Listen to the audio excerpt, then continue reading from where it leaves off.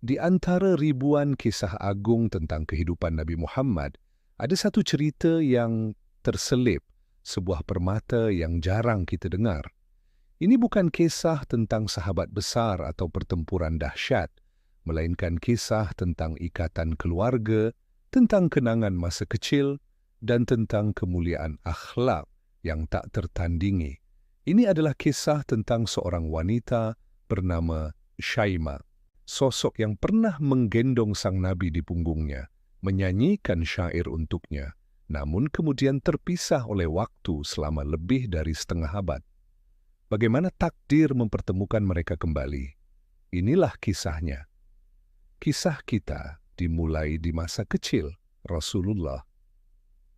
Sesuai tradisi kaum Quraisy, bayi-bayi dari keluarga terpandang akan dicarikan ibu susu dari kabilah di pedalaman.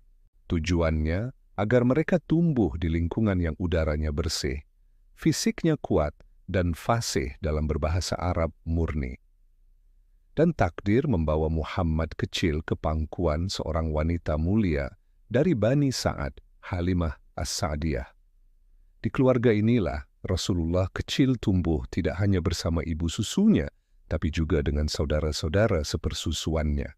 Salah satunya adalah seorang gadis yang sangat menyayanginya, namanya Syaimah binti Al-Harits. Syaimah bukan sekadar saudara, bersama ibunya ia adalah pengasuh, teman bermain, dan pelindung bagi Muhammad kecil. Dengan penuh cinta, Syaimah sering menggendongnya, mengajaknya bermain, bahkan pernah melantunkan sebuah syair penuh harapan untuknya. Duhai Rabb kami, tetapkanlah Muhammad bersama kami, hingga kulihat dia sebagai pemuda yang tumbuh dewasa. Lalu kulihat dia menjadi pemimpin yang begitu mulia. Kalahkanlah musuh-musuh dan orang yang dengki kepadanya, serta limpahkan kemuliaan yang kekal selamanya. Namun, kebersamaan itu harus berakhir. Di usia 5 tahun, Muhammad kembali ke pelukan ibu kandungnya, Aminah. Sejak saat itu, takdir memisahkan Syaimah dan adik sepersusuannya. Puluhan tahun berlalu tanpa kabar, tanpa jumpa. Waktu melompat ke tahun ke-8 Hijriah. Sebulan setelah pembebasan kota Mekah, Fathul Makkah, sebuah pertempuran besar terjadi. Pasukan Muslim berhadapan dengan gabungan suku Hawazin dan Tsaqif di lembah Hunain. Awalnya kaum Muslimin nyaris kalah. Terjebak dalam penyergapan, banyak yang lari tunggang langgang. Namun, berkat keteguhan Rasulullah dan teriakan pamannya, Abbas, semangat jihad kembali menyala. Atas pertolongan Allah, kaum muslimin berhasil membalikkan keadaan dan meraih kemenangan mutlak. Suku Hawazin kalah telak. Harta benda mereka menjadi rampasan perang, dan para wanita mereka, termasuk anak-anak, menjadi tawanan.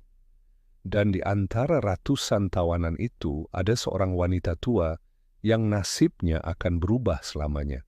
Wanita itu adalah Syaimah. Nasib para tawanan perang saat itu tidaklah mudah. Mereka diperlakukan dengan keras.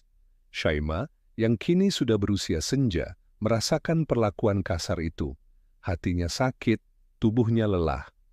Di tengah keputusasaan, ia mencoba satu-satunya harapan yang ia miliki. Dengan suara yang bergetar, ia berkata kepada para prajurit, "Aku ini saudara perempuan teman kalian, Rasulullah. Namun, siapa yang akan percaya?" Seorang wanita tua dari suku musuh mengaku sebagai saudara dari pemimpin besar mereka. Para prajurit menganggapnya hanya taktik agar diperlakukan lebih baik. Mereka tetap mengaraknya hingga tiba di hadapan sang nabi.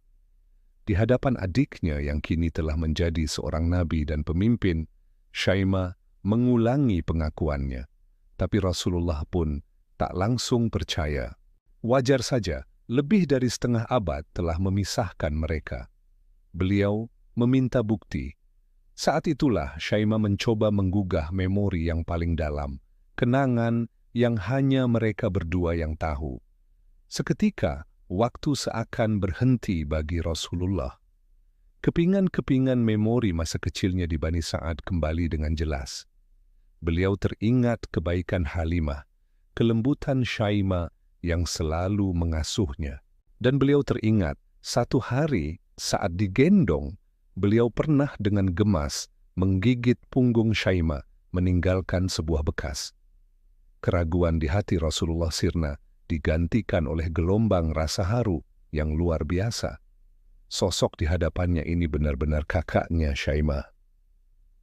Beliau bahagia, namun juga sedih melihat kondisi saudarinya sebagai tawanan.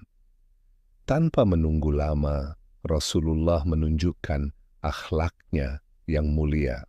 Beliau melepas sorban yang dipakainya, membentangkannya di atas tanah, dan mempersilakan Syaimah duduk di atasnya. Sebuah perlakuan yang membuat semua orang tertegun. Dengan suara bergetar menahan haru, Rasulullah memberikan pilihan. Kalau kamu ingin pulang ke kaummu, aku akan mengantarmu. Atau dengan penuh hormat, silakan kamu menetap di sini bersamaku. Syaimah dengan hati yang telah luluh oleh kebaikan adiknya menjawab, tidak, saya ingin pulang ke kaumku. Namun sebelum pulang, di hadapan adiknya tercinta, Syaimah binti Al-Harits memutuskan untuk memeluk agama Islam. Rasulullah pun melepaskannya dengan penuh kemuliaan, memberinya hadiah seekor unta dan 4 orang budak untuk melayaninya dalam perjalanan pulang. Kisah Syaimah mungkin jarang kita dengar, tapi pesannya begitu mendalam.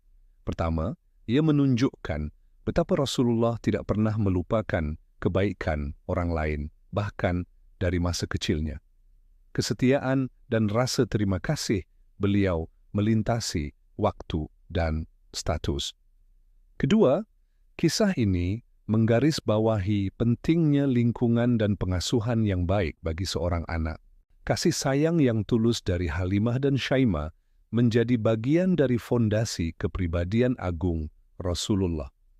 Dan yang terpenting, ia adalah cermin dari akhlak sang Nabi. Di puncak kemenangannya, beliau tetap rendah hati, memuliakan seorang wanita tua dari kaum yang baru saja ia kalahkan, hanya karena sebuah ikatan keluarga dari masa lalu. Sungguh, teladan yang luar biasa, sebuah bekas gigitan menjadi saksi bisu ikatan yang tak lekang oleh waktu. Kisah Syaimah mengajarkan kita bahwa setiap kebaikan yang kita tanam, sekecil apapun, tidak akan pernah dilupakan oleh Allah dan akan selalu dikenang oleh orang-orang yang berhati mulia. Semoga kisah ini menambah kecintaan kita kepada Nabi Muhammad dan keluarganya. Apa pelajaran paling berharga yang kalian dapatkan dari kisah ini? Bagikan di kolom komentar ya. Terima kasih telah menemani perjalanan kami. Jangan lupa like, share, dan subscribe. Sampai jumpa di kisah inspiratif berikutnya.